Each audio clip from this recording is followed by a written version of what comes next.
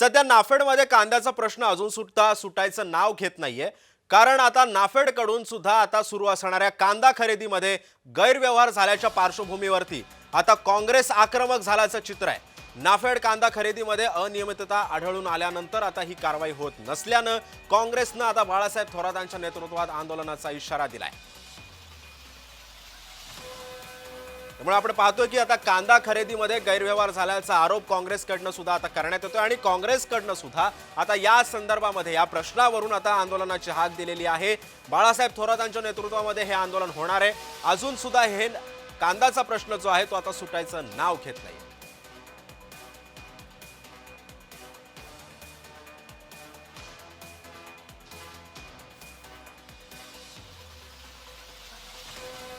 या संदर्भामध्ये बोलण्यासाठी आपल्यासोबत जोडले गेलेले आहेत कांदा उत्पादक भारत दिघोळे आपल्यासोबत आहेत. भारतजी, स्वागत आहे तुमचं जय महाराष्ट्रमध्ये.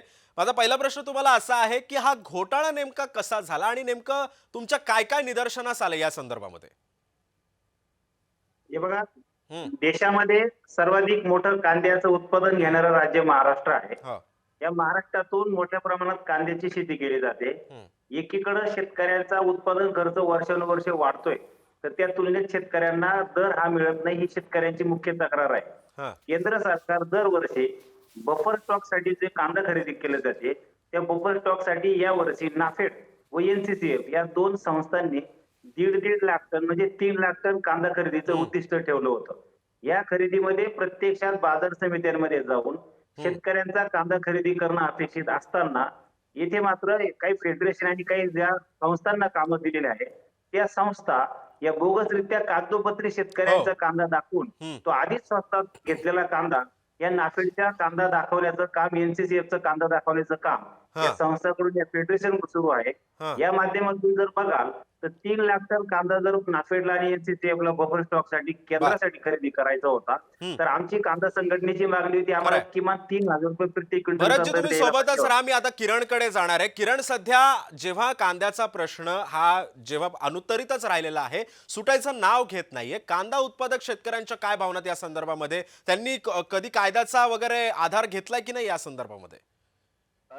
मागच्या अनेक वर्षांपासून खरं तर हा कांद्याचा प्रश्न जो आहे तो निकाली निघत नाहीये. कांद्याचे दर घसरल्यानंतर कांदा उत्पादक शेतकऱ्यांमध्ये रोष बघायला मिळतो आणि कांद्याचे दर वाढल्यानंतर जे सर्वसामान्य नागरिक असतात ते नाराजी व्यक्त करतात. पण आता गेल्या काही दिवसांपासून कांद्याचे दर हे मोठ्या प्रमाणात एकूणच घसरलेले आहे. कांद्याचे दर घसरल्यानंतर केंद्राच्या माध्यमातून नाफेड ही संस्था चांगले दर देऊन कांदा उत्पादकांकडनं कांदा खरेदी हे करत असतं. पण गेल्या काही दिवसांपासून नाफेडवरतीच अनेक जे ते आरोप होताना आपल्याला बघायला मिळते. नाफेडच्या माध्यमातून जे कांदा खरेदी करण्यात येतो त्या कांदा खरेदीमध्ये खूप मोठ्या प्रमाणात भ्रष्टाचार झालेला आहे, गैरव्यवहार झालेला आहे, अशा पद्धतीचे आक्षेप आहेत. आणि कांदा उत्पादकांकडनं कांदा खरेदी न करता व्यापाऱ्यांकडनं नाफेडकडनं कांदा खरेदी करण्यात येतो, अशाही पद्धतीचा आरोप आहे. आणि वारंवार या सगळ्या आरोपांवरती अनेक संघटनांनी सुद्धा आक्रमक भूमिका घेतलेली आहे. आणि याच मुद्द्यावरती आज काँग्रेस सुद्धा आक्रमक झालेली आहे, रस्त्यावर उतरणार आहे. पण किरण, ज्या मुद्द्याला धरून काँग्रेसनं बाळासाहेब थोरातांच्या नेतृत्वामध्ये आंदोलनाचा इशारा दिलेला आहे, हे आंदोलन नेमकं आता किती वाजता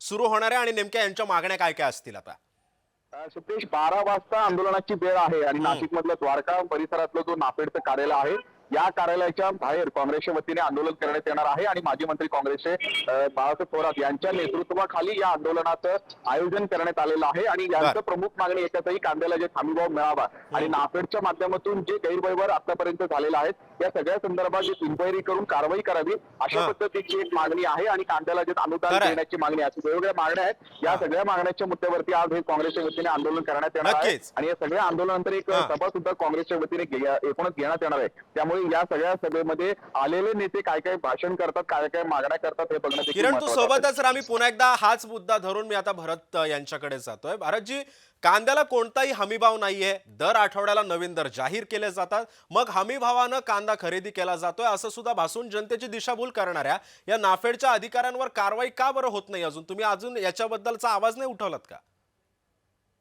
कांदा उत्पादक संघटनेच्या माध्यमातून सातत्याने आम्ही या बाबतीत आवाज उठवलाय, आंदोलन केले. वेळप्रसंगी केंद्राच्या ज्या कमिटी आलेल्या होत्या यांना आम्ही लेखी पत्र दिलाय. संपूर्ण कांदा खरेदीचा ED आणि CBI मार्फत चौकशी करावी असं लेखी पत्र आम्ही दिलेलं आहे. त्याचबरोबर येणाऱ्या काळामध्ये जर तुम्हाला ही नाफेडची बोगस कांदा खरेदी थांबवता येत नसेल हा. तर कृपा करून तुम्ही ही नाफेडची खरेदीच बंद करून टाका. कारण एकीकडे सरकारचा पैसा तो त्याच्यामध्ये करोड रुपये वाया जात आहे. हा. दुसरीकडे ग्राहकांना तुम्ही न्याय देऊ शकत नाही आणि सर्वात महत्वाचा जो घटक आहे शेतकरी, त्या शेतकऱ्यांना तुम्ही उत्पादन खर्चावर आधारित बाजारभाव देऊ शकत नाही. संपूर्ण नाफेडची कांदा खरेदीची योजना जी बोगस पद्धतीने आता होते बर. ती कायमस्वरूपी बंद करा आणि थेट शेतकऱ्यांच्या कांद्याला तुम्ही दर द्या.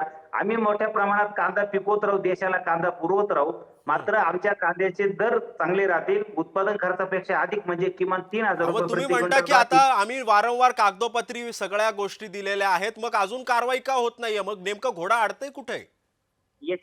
याला सर्वस्वी जबाबदार सरकार आहे. हा. आणि आम्ही तर म्हणतोय आज काँग्रेस पक्ष जे आता नाशिकमध्ये आंदोलन करतोय, आम्ही त्यांच्या आंदोलनाचं स्वागत करतोय. पण देशाच्या इथं जे विरोधी पक्ष नेते प्रमुख त्यांनी जसं मतदार याद्यांसाठी बाकीच्यासाठी काही आंदोलन करताय, तर राहुल गांधी जे आहे यांनी हा मुद्दा याच्यामध्ये उपस्थित करून आताच अधिवेशन संसदेचं चालू आहे, तर आता इथं नाशिकमध्ये आंदोलन करतायत याचं निश्चित स्वागत.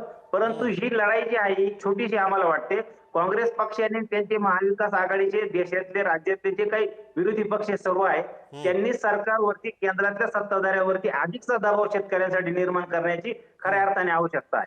खरंय, पण भारतजी आता तुम्ही म्हणता की सगळ्या गोष्टींमधून आता जसं राहुल गांधींनी आवाज उठवला होता बोगस मतदार याद्यांसंदर्भातला, तसंच कांद्यावरती सुद्धा आज आवाज उठवला जातोय. पण याच्या आधी उठवलाच गेला की आवाज, याच्या आधी का नाही मग याच्या संदर्भामध्ये कारवाई झाली? जर कारवाई आधीच झाली असती तर अशा पद्धतीचं पुन्हा एकदा आंदोलन करायला भागच नसतं पाडलं तुम्हाला. निश्चितच तुमचा हा मुद्दा महत्वाचा आहे. ही कारवाई होत का नाहीये आणि वारंवार हे काय पहिलं वर्ष नाही 2025. हा. मागच्या 6-7 वर्षांपासून कांद्याची नाफेडचे बफर स्टॉक साठी होणाऱ्या खरेदीचं सातत्याने गैरव्यवहार होत आलेला आहे. 1-2% फक्त प्रामाणिक प्रात्यक्षिक खरेदी तिथं होते. 98-99% खरेदी ही बोगसरित्या होते कांद्याची नाफेडची बफर स्टॉकची. बर. याचा आतापर्यंतचा सर्व जो खरेदीचा डाटा आहे तो सरकारने सार्वजनिक करावा आणि कुठल्या शेतकऱ्याकडून खऱ्या अर्थाने यांनी कांदा घेतला, काय दर त्यांना दिले, हा सर्व माहिती सार्वजनिक करावी. याची जबाबदारी केंद्र सरकारची आहे आणि दुर्दैवाने केंद्र सरकार शेतकऱ्यांचं हे जे काही नुकसान आहे हे करण्याचं धोरण त्यांनी अवलंबलं आहे, त्याचा आम्ही जाहीर निषेध करतो. पण भारतजी जर आता तुम्ही जसं म्हणता की कारवाईची मागणी आम्ही याआधी सुद्धा केली, पण या सगळ्यावरती अजून निकाल निघत नाही, अजून ठोस तोडगा निघत नाहीये. तुम्ही म्हणता की आम्ही वारंवार कागदोपत्री सगळ्या तक्रारी सुद्धा दिल्या, सगळ्या गोष्टी झाल्या, पण जर आपण इतर राज्यांचा जर आढावा घ्यायचा झाला तर इतर राज्यांमध्ये या संदर्भामध्ये कुठल्याच पद्धतीनं शेतकऱ्यांना सामोरं जावं लागत नाही. मात्र हे सगळं असं असताना तरी सुद्धा तुमच्या प्रमुख मागण्या तुम्ही मांडल्या का सरकारकडे? मुळामध्ये नाफेडची 90-95% खरेदी कांद्याची ही फक्त महाराष्ट्रातून होते. इतर राज्यातून तितकीशी 2-5% खरेदी होते. सर्वाधिक घोटाळा जो आहे तो महाराष्ट्रातच होतो, कारण खरेदीच महाराष्ट्रामध्ये होऊ राहिलेली. परंतु इथलं जे प्रमुख विरोधी पक्ष आहेत त्यांचं पण, कारण घोटाळा काय 2 दिवसापूर्वी नाही व्हायला सुरुवात झाली, तो अनेक वर्षांपासून होतोय.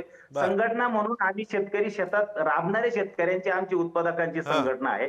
आम्ही आमची जी क्षमता आहे त्या क्षमतेनुसार लढतोय, सत्ताधाऱ्यांशी संघर्ष करतोय, विरोधकांना आम्ही मागण्या करतोय. परंतु विरोधकांची तेवढी जबाबदारी, सत्ताधाऱ्यांनी आमच्यावर अन्याय केला, आमच्यावर निर्यात बंदी करून भाव वाढले, तर त्याची शिक्षा म्हणून आम्ही मागच्या लोकसभेच्या निवडणुकीमध्ये कांदा उत्पादकांनी महाराष्ट्रातल्या कांदा पट्ट्यातले जे खासदार आहे सत्ताधाऱ्यांचे त्यांचा पराभव झाला. शेवटी निवडणूक ही एक त्यामध्ये उत्तर देण्याची एक माध्यम असतं. आम्ही निवडणुकीतून उत्तर दिलं. पण आता महाविकास आघाडीचे 31 खासदार आहे महाराष्ट्रामध्ये.